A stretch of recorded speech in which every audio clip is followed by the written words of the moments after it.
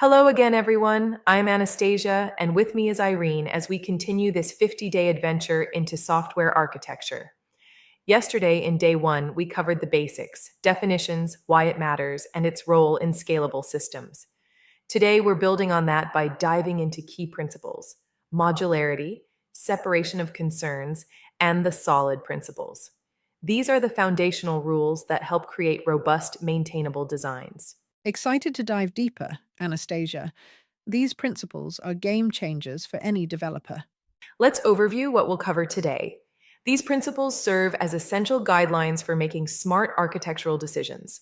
We'll focus on modularity for better reusability, separation of concerns for clearer code, and the solid principles to strengthen object-oriented designs. As always, it's interactive. Share your experiences in the comments. Our goal is to help you apply these concepts to elevate your code structure and system designs. Spot on. These aren't just theory, they're practical tools. Before diving in, let's discuss why these principles matter. They help prevent messy spaghetti code and accumulating technical debt over time. By following them, you promote scalability, easier maintenance, and better team efficiency, tying back to day one's focus on building scalable systems.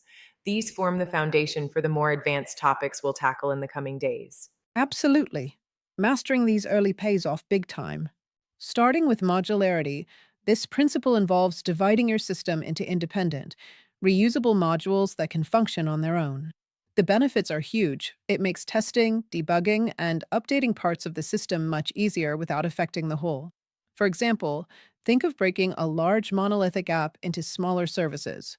The key is ensuring each module has clear, well-defined interfaces for interaction. Modularity is like Lego blocks. Build and rebuild without chaos. In practice, achieve modularity by using packages or namespaces to organize your code logically. Encapsulate specific functionality within each module to keep things contained. Importantly, avoid tight coupling so changes in one don't force changes in others. A real-world example is modular plugins in platforms like WordPress, where you can add or remove features seamlessly. Yes, it keeps things flexible and scalable. Modularity isn't without challenges. There's potential overhead from managing more interfaces, which can add initial complexity. Finding the right granularity is key.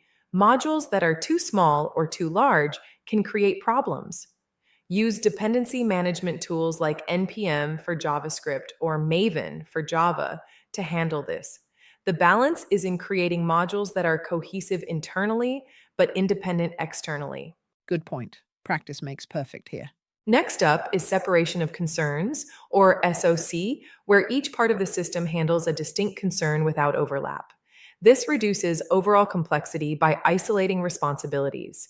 A classic example is the MVC pattern, which separates the model for data, view for UI, and controller for logic. The benefits include code that's easier to understand, modify, and maintain. MVC is a staple, shows SOC in action beautifully. To implement SOC, consider layered architectures that divide into UI, business logic, and data access layers. Use aspect-oriented programming for handling cross-cutting concerns like logging. Steer clear of God classes that try to handle too much.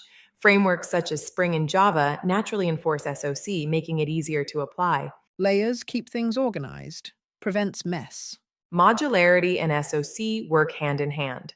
Modularity enables SOC by allowing you to break the system into parts focused on specific concerns. Together, they create highly flexible and maintainable systems. For instance, microservices architecture embodies both by having services handle distinct concerns modularly. A tip: regularly review your code to ensure each part adheres to a single responsibility. Synergy at its best. Sets up solid nicely. Thanks, Anastasia. Now let's introduce the SOLID principles, an acronym for 5 essential object-oriented design principles coined by Robert C. Martin, aka Uncle Bob. Their aim is to make software designs more understandable, flexible, and maintainable. We'll break down each one. Single responsibility, open-closed, Liskov substitution, interface segregation, and dependency inversion. Solid is timeless. Excited for this deep dive. First, the single responsibility principle, or SRP. A class should have only one reason to change, meaning it focuses on just one job or responsibility. This leads to easier testing and fewer bugs from tangled code. A common violation is classes that mix UI rendering with data processing logic. Keep them separate. SRP keeps classes lean and mean. Next, the open-closed principle, OCP. Software entities should be open for extension, but closed for modification. This means you can add new features without altering existing code. Achieve it through inheritance, interfaces, or composition. An example is plugin systems in editors like VS Code, where you extend functionality without touching the core. Extensibility without risk, brilliant. The Liskov substitution principle, LSP. Subtypes must be substitutable for their base types without altering the program's correctness. Derived classes shouldn't introduce unexpected behavior. This ensures polymorphism functions as intended. A classic violation is a square class inheriting from rectangle, where setting width affects height unexpectedly. LSP safeguards inheritance hierarchies. Interface segregation principle, ISP. Prefer many client-specific interfaces rather than one general-purpose one. Clients shouldn't be forced to depend on methods they don't use. This reduces unnecessary coupling and boosts cohesion. For example, separate interfaces for printing and scanning in a multifunction printer class.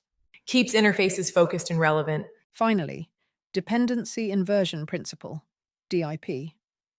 High-level modules should not depend on low-level ones. Both should depend on abstractions. Also, abstractions shouldn't depend on details. Use dependency injection frameworks to achieve this.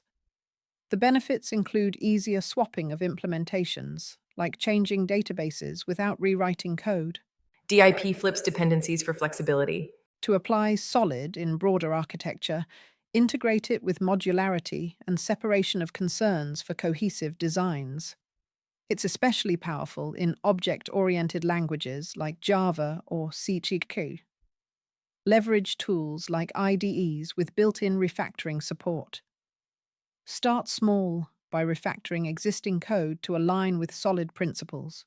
Practical application ties it all together. Best practices for solid include regularly reviewing code for compliance to catch issues early. Combine them with design patterns, such as factory for OCP. Educate your teams to ensure everyone understands. And balance it. Don't over-apply to simple code where it adds unnecessary complexity. Team alignment is crucial for success. Common pitfalls with solid. Misunderstanding SRP can lead to too many tiny classes that complicate things. Ignoring LSP breaks inheritance contracts and causes bugs. Creating fat interfaces violates ISP by forcing unused methods. And relying on direct dependencies ignores DIP, making systems rigid. Awareness of pitfalls helps avoid them. Let's recap day 2. We covered modularity to enable reusability and independent development. Separation of concerns for clearer, less complex code. And the solid principles: SRP for focus, OCP for extension, LSP for substitution, ISP for segregation, and DIP for inversion. The key takeaway is that these principles guide you toward building better, more resilient architectures. Tomorrow, day 3 will overview architectural styles, comparing monolithic versus layered and their use cases. For homework, try applying Solid to a small code snippet from your projects. Questions? Drop them in the comments. We'll reply promptly. Thanks for tuning in. Like, share, and subscribe to keep up with the series.